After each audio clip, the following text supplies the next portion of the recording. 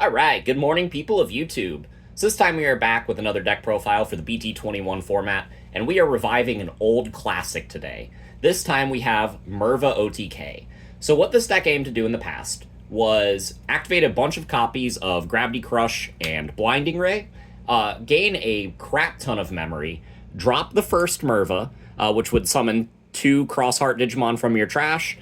They'd all gain Rush, and then you'd swing out with these, and then you'd drop the second one after dropping more copies of Gravity Crush and Blinding Ray, and then win the game from there. So that deck was very strong in like the BT11 to BT14 era. It lasted for quite a while. But with the advent of BT21, we actually have a lot of new tools to make this deck a lot better. Namely, cards like the new Taiki Kudo and Omnishout. So let me run you through a situation, right? Let's say you start your turn and you just have like an Analog Youth or something in play. You activate as many copies of Gravity Crush as you can to accelerate yourself as far as possible. You drop the first Merva. This Merva can play powerful cards like Cross 4, Cross 3, maybe even the Shoutmon King version from BT12 to play out the Taiki for free. But one of the cards that you can play is going to be the Shoutmon from BT19, which will immediately warp from under one of your Tamers into this Omni Shoutmon. And so now this is pretty cool for a couple reasons, right? You can swing out with the Merva and with your dudes, and then you can swing with the Omnishout, and the Omnishout's end of attack effect will blow himself up, allowing you to trigger the Analog Youth to gain memory to keep it into your turn, making you less reliant on the Gravity Crush and Blinding Ray. It'll tuck itself under and then allow you to play something for reduced cost of 5. For every Shoutmon in your hand, this loop is extended, so you can just start shotgunning these out and then go into this and then keep swinging and then go into the next one, and that's pretty cool. And then you can even end on a second Mervamon that is reduced by 5, and then you can reduce it 3 more from Digicross, and then if you have the Ignite, then you're gaining the memory, so you're playing a Merva for only 2, as opposed to paying the full 7 like you would have had to in the past. Not only that, but you have this Taiki Kudo that at any point, if you would pass turn on a second or possibly even third Mervamon, then the Taiki can still trigger and allow one of your dudes to attack. And since you have all these inheritable effects with Shoutmon, it's very easy to get a rush body for game. And this deck just has a lot of new tools to help it keep extending and keep going into the next big push. So I'm very excited to bring you guys the card by card, which we will just go ahead and get into. Hope you all enjoy, and like and subscribe if you guys like this content. We'll go ahead and start off with some of the main power cards in the deck. We're playing 3 copies of Merva. 4 is really clunky. Opening like 2 of these before your setup is pretty detrimental. And you're drawing so much and searching so much that by the end of the game, you will have access to at least 2 of these, and that's usually all you need. We have 4 copies of Omnishout. This card is super fantastic at extending basically everything. Free damage, sets up your Tamers. It's just a really good card.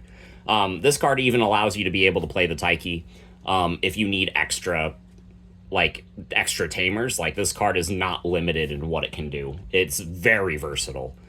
And then we have a single copy of X4 because it's limited, and it will stay limited. All of you saying that this card can come back, this is the deck list that proves you wrong.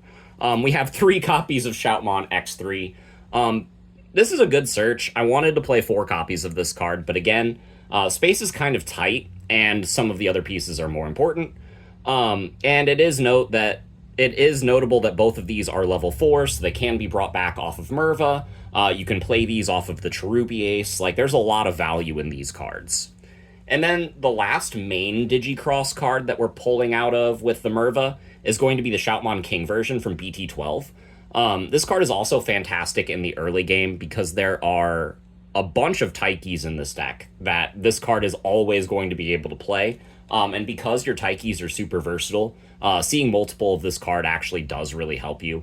And it's just a really good card, so being able to pop this card down for 3 is super fantastic, especially whenever you can give it Rush off of a Shoutmon. Like, having a 3-cost Bushiagumon for game is pretty good. And then for the rookies, so I'm on 3 copies of Shoutmon plus Darulu Cannon. The main reason this card is in here is because it is also treated as Darulumon for our Digicrosses, meaning that we don't actually have to play Darulumon, which is very good for us. Not only that, but this card can pick off Floodgates or smaller bodies. You can Digicross it. You can evolve this in the back, even though it costs 1.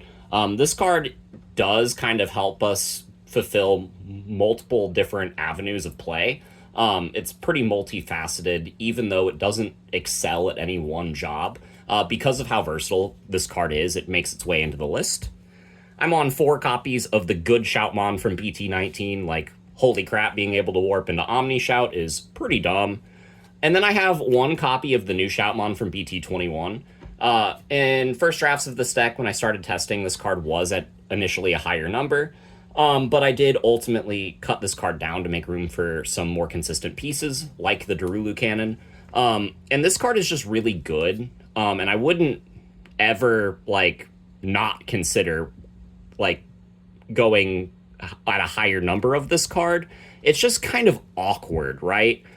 Because you do want a lot of other pieces in your rookies.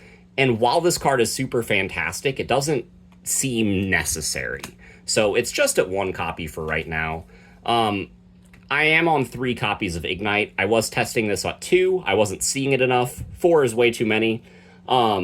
This card can help you clear some of your opponent's dudes if they're, like, trying to ace you, which is kind of nice. But mostly it's in here to pull back out of the trash to Digicross with the Merva. And then I have 2 copies of Ukomon to round out the rookies. This card is fantastic at getting us set up, as well as hatching an extra egg to make sure that whenever we are on the Merva push, we're searching pieces and having a dude in the back set up. So this card is nice. It isn't a cross art card, and that does hinder us just a little bit, but it does find its way into the list. And then for the last of the cross art Digimon, I'm on 1 copy of the new Ballistamon from BT19 and 2 copies of the Atler Ballistamon. So you don't need to do the Ballista Warp into Atler, but having the option to do that off of a Merva play is nice. Atler is kind of cool because you can Digivolve this over any of your level 4s and gain some layer of protection as well as plus 3,000. Jaeger Darulu is objectively better because it turns off aces, but the Shoutmon Cross 2 that also serves as a Ballistamon is not it's not a cross art card. So it's not searchable. It doesn't help us in damn near any way. So the Atler is the level 5 of choice from that set that I am including in this list, because it is a substitute for Ballista in a Digicross, and it does serve some niche applications. So we do have a couple more Digimon in the deck, and these are going to be our answers to generic problems. For instance, if they have a Hexablaumon, we can't really do anything. If they have there's some random cards in the game, like a fully set up Machine Dramon that can give us some trouble. So you do need to have some amount of Digimon spots in your deck dedicated to answering problem cards on the board, like Cherubimon Ace and Medieval Gallant. So these cards are super great. Medieval Gallant especially because you can kind of trigger its own effect whenever you're playing your Merva cards, and that's super great. And the Cherubimon is ultimately fantastic because not a lot survives DP Neg. That's pretty good. It also summons some of your Crossheart level 4s or level 3s, and that's also really good. I've gotten into a situation where I've played this to play the BT19 Shoutmon, warp into a Omnishout, and then trigger the BT21 Taiki to force the Omnishout to attack and then blow itself up and then trigger a bunch of Analog Youth and then keep it my turn and then swing with Alliance with the Cherubi and then just pop off, right? So this is a really good card, especially combined with the Atler, especially combined with just all of your other cards. And I kind of want to make this section of the deck a higher number. But again, space in this list is very tight. So going into the options, we are of course on 4 copies of Gravity Crush. I elected not to play the Blinding Ray because sometimes it's a little inconsistent since the only yellow Tamer we have is going to be the new Taiki. But since all of our other Taikis are still red, I still think 4 copies of this card is objectively correct. And then I'm on 2 copies of Island of Adventure. So I've been including this card in a lot of my lists that are reliant on Tamers because this card allows you to put some pressure on your opponent by making them not want to swing because they know they're going to give you a Tamer. And the Tamers help you pop off, but your deck is super aggressive, so they have to swing or they're going to lose to your tempo. So this is super multifaceted. Not only that, but allowing your Digimon to get extra DP makes your swing safer. It makes your Medieval Gallant that much better. It makes your Omnishout live in some situations where it wouldn't, so that you survive to your end of attack effect. And it's just a really good card. I would consider playing this card in most of the decks that I have that need Tamers and need my Digimon to survive DP thresholds and security. But again, this is more of a personal tech. I do think this card really helps, especially like your rookies survive. Forcing your opponent to answer them means that you're more likely to win the game because you just have way more tempo than they do in most instances. This really kind of feels like Armor Rush, this format, with just how low to the ground and how many security checks that you're threatening at any given point. So on to the Tamers. I am, of course, on 4 copies of Analog Youth. This is objectively one of the most important cards in the deck. It helps us search. It helps us fuel our trash, which is super important for the Merva. It gets us memory back with the Omnishout play. This card just kind of does it all, and I think 4 copies of this card is mandatory in this list. I'm on 3 copies of the new Taiki. I wanted to play 4, but again, space is tight. Being able to tuck things and gain memory and drawing cards is very nice. Being able to attack whenever you play down a body is kind of the main reason that you're playing this card in Merva Xross. Just because Merva costs 7, and, you know, sometimes you need to swing with the Omnishout to trigger the Analog Use in order to keep turn, in order to swing with the other 2 bodies. So this card is very nice. It does a lot for the deck, and I very highly recommend playing at least 3. I'm on 2 copies of the Memory Setter Taiki from BT21. Starting at 3 means that your Gravity Crushes have less work to do, so that's pretty nice. It also allows you to use the cards under your Tamers for cross components, which isn't as necessary in this as like the EX6 deck, because most of the time you're playing your Digicross cards, you're doing it for super cheap or for free anyway. But having that option is still very nice. And then on that same train, I'm on 2 copies of the BT10 Taiki to round out the deck. Helps us search our pieces, similar to the Analog Youth. Helps us set up cards under our Tamers and still allows us to use cards from under our Tamers as Digicross. And these cards, plus the 4 Analog Youths, plus the Ukos, plus the Island of Adventure, plus all of the draw power that you have in the deck, makes this list actually really consistent. And then something I almost forgot, we have our Digitama. I'm on 1 copy of the red Pikmons and then 4 copies of the yellow Pikmons. So I do like the yellow Pikmons because I don't have to give up valuable cards in my hand in order to draw. However, the single copy of the red Pikmons does combo nicely with the Uko, as I've stated in previous Crossheart videos. But not only that, this is another way to tuck the Omnishout under your Tamer.